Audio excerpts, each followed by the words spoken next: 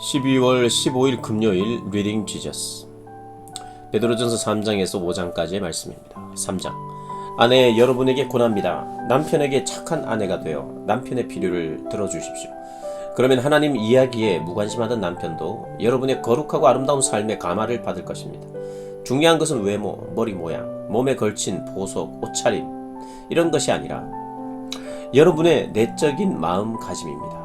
내면의 아름다움을 개발하십시오. 내면을 온화하고 우아하게 가꾸십시오. 그것이야말로 하나님께서 기뻐하시는 일입니다. 전에 거룩하게 살았던 여인들은 하나님 앞에서 그와 같이 아름다웠고 남편에게도 착하고 성실한 아내였습니다. 예컨대 사라는 아브라함을 보살피면서 그를 나의 사랑하는 남편이라고 불렀습니다. 여러분도 걱정과 두려움 없이 그렇게 하면 사라의 참된 딸이 될 것입니다. 남편 여러분에게도 똑같이 권합니다. 아내에게 좋은 남편이 되십시오.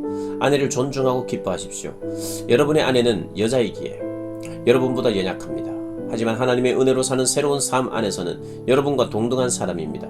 여러분의 아내를 동등한 사람으로 존중하십시오. 그래야 여러분의 기도가 막히지 않을 것입니다. 요약해서 말합니다. 친절하고 인정 많고 사랑하고 자비로우며 겸손한 사람이 되십시오. 이것은 여러분 모두에게 해당하는 것 사항이니 한 사람도 빠짐없이 그렇게 하십시오. 안가풍하거나 냉소적으로 비꼬는 말을 하지 마십시오. 오히려 축복해 주십시오. 축복이야말로 여러분이 할 일입니다. 그러면 여러분은 복덩어리가 되어 여러분도 복을 받게 될 것입니다. 생명을 받아들이고 좋은 날 보기를 바라는 이여 그대가 할 일은 이것이니 곧 악담과 험담을 삼가고 악을 물리치고 선을 장려하며 힘을 다해 평화를 추구하여라. 하나님께서 이 모든 일을 지켜보시고 인정해 주신다. 하나님께서 그의 간구에 귀 기울이시고 응답해 주신다. 그러나 악을 행하는 자에게는 등을 돌리신다. 여러분이 마음과 영혼을 다해 선을 행하면 누가 여러분을 방해하겠습니까? 선을 행하다가 고난을 당하더라도 여러분은 훨씬 더 복된 사람입니다. 고난을 너무 마음에 두지 마십시오. 온갖 어려움 속에서도 여러분의 마음을 다잡고 여러분의 주님이신 그리스도께 경배하십시오. 여러분의 삶의 방식에 대해 묻는 사람에게 할 말을 준비하되 최대한 예의를 갖춰 답변하십시오. 하나님 앞에서 양심을 깨끗게 하여 사람들이 퍼붓는 욕설이 여러분을 괴롭히지 못하도록 하십시오. 오히려 그들이야말로 깨끗함을 받아야 할 사람이라는 것을 깨닫게 될 것입니다.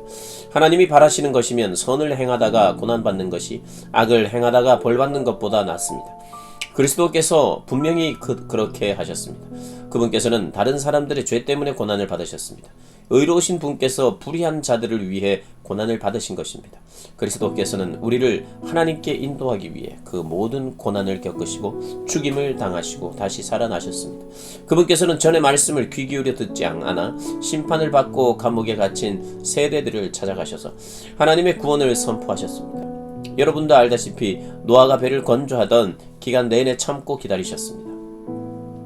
그러나 물에 의해 물로부터 구원받은 사람은 고작 몇 명, 정확하게는 8명 뿐이었습니다.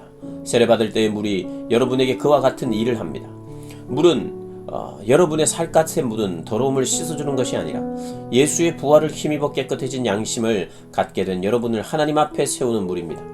예수께서는 천사에서 권세에 이르기까지 만물과 모든 이들에 대한 최종 결정권을 쥐고 계신 분입니다. 그분은 하나님 오른편에 계시면서 그분이 말씀하신 것을 이루십니다. 4장. 예수께서는 여러분이 지금 겪고 있는 모든 고난과 그보다 더한 고난을 겪으셨으니 여러분도 그분처럼 생각하는 법을 익히십시오. 여러분의 고난을 전에 늘 자기 마음대로 살려고 하던 죄악의 옛 습관을 끊는 기회로 삼으십시오. 그렇게 할 때 여러분은 자기 욕망의 압제 아래 살기보다 하나님께서 원하시는 삶을 추구하면서 자유롭게 살아가게 될 것입니다. 전에 여러분은 하나님을 모르는 생활 방식에 푹 빠져 밤마다 파티를 벌이고 술에 취해 방탕한 삶을 살았습니다. 이제 그런 삶을 영원히 청산할 때가 되었습니다. 물론 여러분의 옛 친구들은 여러분이 그들과 함께 어울리지 않는 이유를 이해하지 못할 것입니다. 그렇다고 해서 그들에게 일일이 설명할 필요는 없습니다. 그들은 장차 하나님 앞에서 책망받을 자들이니 말입니다. 메시지에 귀를 기울이십시오. 메시지는 죽은 신자들에게도 선포되었습니다. 비록 그들이 죽었지만 하나님이 예수 안에서 주신 생명을 얻게 될 것입니다. 이 세상 만물의 마지막이 다가오고 있습니다. 그러니 아무것도 당연한 것으로 여기지 마십시오. 정신을 바짝 차리고 기도하십시오. 무엇보다도 서로 사랑하십시오. 여러분의 삶이 거기에 달려 있다는 듯이 사랑하십시오. 사랑은 실제적으로 무언가를 만들어냅니다. 굶주린 사람을 보고든 서둘러 식사를 제공하고 집 없는 사람을 보고든 기꺼이 잠자리를 제공하십시오. 여러분 각자가 하나님께 받은 은사를 관대한 마음으로 서로 나누어 모두가 그 덕을 보게 하십시오. 여러분이 받은 것이 말이면 여러분의 말이 하나님의 말씀이 되게 하고, 여러분이 받은 것이 남을 돕는 것이면 여러분의 도움이 하나님의 진심 어린 도움이 되게 하십시오. 그렇게 하면 모든 일에서 하나님의 찬란한 임재가 예수를 통해 환히 드러날 것입니다. 또한 하나님께서는 모든 일을 하실 수 있는 능력 있는 분으로 영광을 받으실 것입니다. 마지막 날까지 영원 무궁토록 그렇습니다. 친구 여러분, 사는 것이 참으로 힘들더라도 하나님께서 일하시지 않는다고 속단하지 마십시오. 오히려 그리스도가 겪으신 고난의 한가운데에 여러분이 있게 된 것을 기쁘게 여기십시오.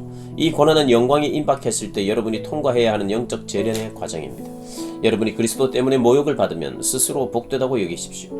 여러분 안에 계신 하나님의 영과 그분의 영광이 여러분을 사람들의 눈에 띄게 하신 것입니다.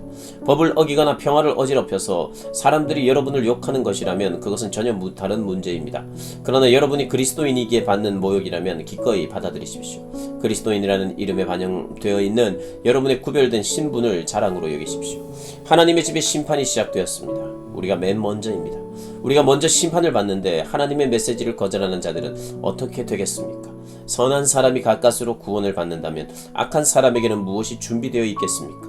하나님의 말씀대로 산다는 이유로 여러분의 삶이 힘겨워지거든 당연한 일로 받아들이십시오. 하나님을 신뢰하십시오. 하나님께서는 자신의 일을 잘 알고 계시니 계속해서 그 일을 이루실 것입니다. 5장, 교회의 지도자 여러분께 특별히 말씀드립니다. 나는 지도자가 된다는 것이 어떤 것인지 알고 있습니다. 지도자는 그리스도의 고난에 참여함으로써 다가오는 영광을 누리는 사람입니다. 내가 드릴 말씀은 이것입니다. 여러분은 목자의 근면함으로 하나님의 양떼를 보살피십시오. 억지로 하는 것이 아니라 하나님을 기쁘시게 해드리려는 마음으로 하십시오. 얼마나 이익을 얻게 될지 따져보고 하는 것이 아니라 자발적으로 하십시오. 위세를 부리듯 사람들에게 무엇을 시키는 것이 아니라 부드러운 자세로 모범을 이기십시오. 보이십시오.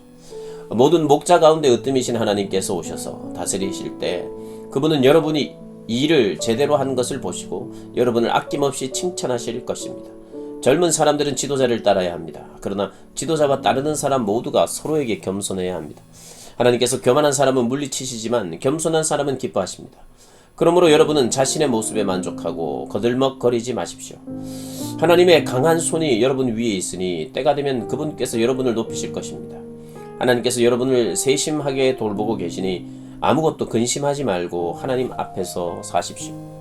냉정을 유지하십시오. 깨어 있으십시오. 마귀가 덤벼들 태세를 하고 있습니다. 여러분의 방심을 틈타는 것보다 마귀가 좋아하는 것도 없습니다. 바짝 경계하십시오. 여러분만 고난에 처한 것이 아닙니다. 세계 도처에 있는 그리스도인들이 같은 고난을 겪고 있습니다. 그러니 믿음을 굳게 붙드십시오. 고난이 영원히 지속되지는 않을 것입니다. 그리스도 안에서 우리를 위한 큰 계획, 영원하고 영광스러운 계획을 세우신 은혜의 하나님께서 여러분을 온전하게 하시고 여러분을 영원토록 세워주실 날이 멀지 않았습니다. 그분께서 최종 결정권을 쥐고 계십니다. 그렇습니다. 나는 가장 믿을만한 형제인 실루아노에게 부탁해 이 짧은 편지를 여러분에게 보냅니다.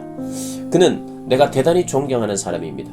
나는 내가 아는 바를 적절한 심정으로 정확하게 썼습니다. 절박한 심정으로 정확하게 썼습니다. 이것은 은혜로우신 하나님의 진리이니 여러분의 두 팔로 끌어안으십시오.